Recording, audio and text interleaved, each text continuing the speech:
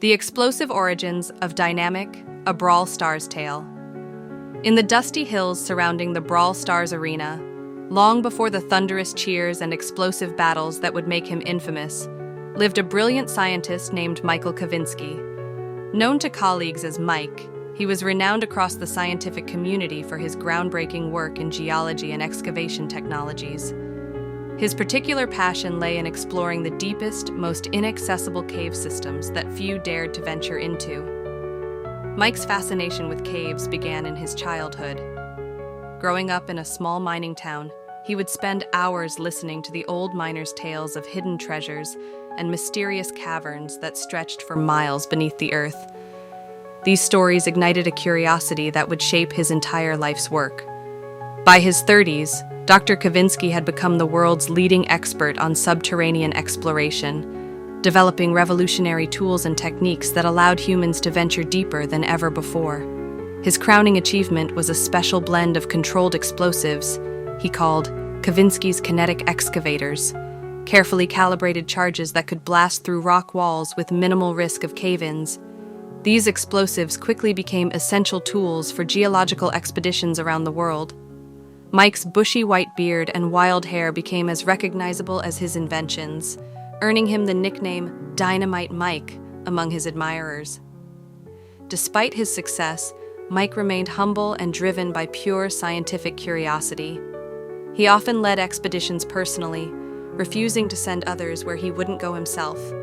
His colleagues admired his brilliant mind and fearless spirit, though some worried about his increasingly risky explorations. "The greatest discoveries await in the deepest places," he would say with a twinkle in his eye, packing more explosives into his well-worn backpack. The fateful expedition began like many others. Mike assembled a small team to explore a newly discovered cave system beneath the Brawl Valley, a vast network of tunnels rumored to contain crystals with strange energy properties. Initial surveys suggested these crystals might revolutionize energy production, and Mike was determined to be the first to study them in their natural environment. 3 days into the expedition, the team reached an enormous underground chamber glittering with purple crystals unlike anything they had ever seen.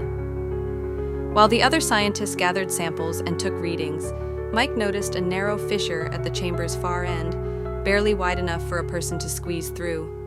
Sensors indicated a larger cavity beyond, potentially containing even more valuable specimens. "I'll just take a quick look," he told his team, preparing a small charge to widen the passage. Standard procedure, back in 20 minutes. Despite his colleagues' protests that they should wait for proper equipment, Mike's excitement got the better of him. He placed the charge, lit the fuse, and took cover. The explosion was perfectly controlled, just enough to create an opening without disturbing the chamber's structural integrity. As the dust settled, Mike grabbed his lantern and supplies and squeezed through the newly created passage, promising again to return shortly. What Mike found beyond that narrow passage would change him forever. The cavern was enormous, its ceiling so high his lantern couldn't illuminate it. And everywhere, on the walls, floor, and hanging from stalactites, were crystals that pulsed with an eerie purple light, seemingly in rhythm like a heartbeat. At the center of the chamber stood a formation unlike any other, a massive crystal cluster that towered nearly 20 feet high. Unable to resist, Mike approached the central formation, mesmerized by its pulsating glow. As he reached out to touch it, the entire cluster suddenly flashed with blinding intensity. A surge of energy coursed through his body, lifting him off his feet and throwing him against the far wall of the cavern. His equipment scattered, including several of his explosive charges, which detonated in a chain reaction throughout the chamber. The resulting explosion was catastrophic. Crystal shards flew in all directions as the cavern began to collapse. Mike was bombarded with both physical crystal fragments and waves of the strange energy they contained. He lost consciousness as tons of rock fell around him, somehow surviving beneath a small pocket formed by fallen boulders. For 3 days, Mike remained trapped in that small space, breathing through a tiny air shaft, surrounded by glowing crystal fragments that continued to pulse with energy. The constant exposure to both the crystal's radiation and the concussive force of multiple explosions altered his brain chemistry in profound ways. When rescue teams finally broke through to him, they found a changed man. Physically, he appeared largely unharmed except for his hair and beard, which had turned a stark white with streaks of wild blue. But mentally, something had shifted dramatically. The calm, methodical scientist was gone, replaced by a man who spoke rapidly, laughed uncontrollably, and seemed obsessed with the beautiful symphony of destruction he had witnessed. The medical team diagnosed severe neurological trauma, combined with apparent radiation exposure from the unknown crystals. Mike's former colleagues barely recognized the wild-eyed man, who now spoke of explosions with an almost religious reverence. He had developed an unusual immunity to concussive force.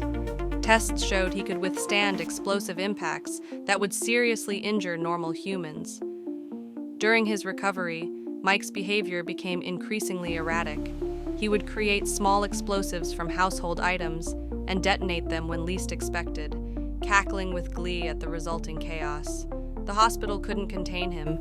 He would blast holes in walls whenever security became too restrictive, always managing to escape before authorities arrived. News of the bizarre former scientist quickly spread throughout Brawl Valley. Most people feared the unpredictable man, now commonly known as Dynamike, but one group took particular interest: the organizers of the increasingly popular Brawl Stars competitions.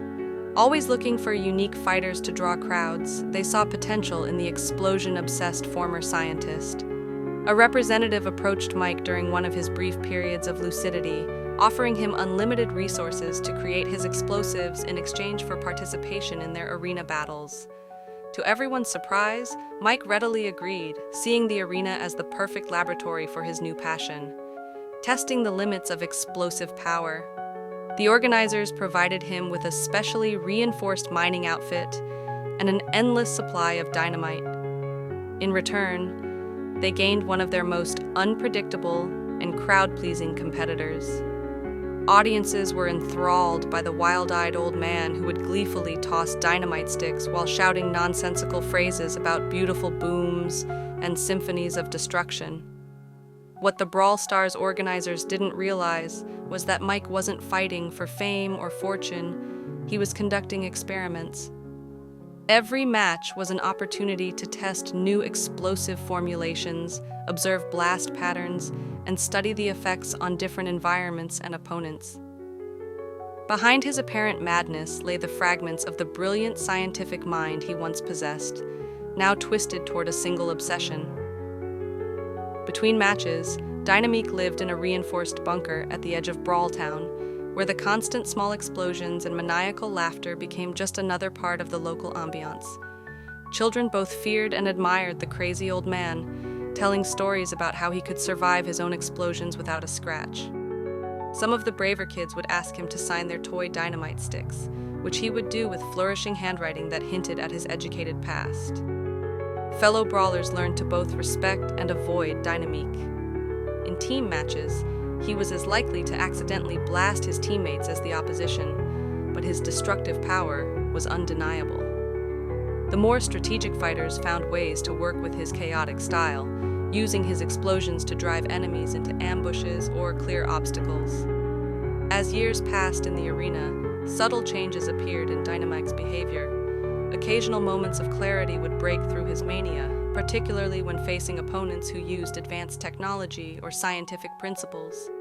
In these moments, witnesses reported seeing a flash of the old Professor Kavinsky in his eyes, calculating, precise, and methodical, before the wild gleam of Dynamike would return with even greater intensity.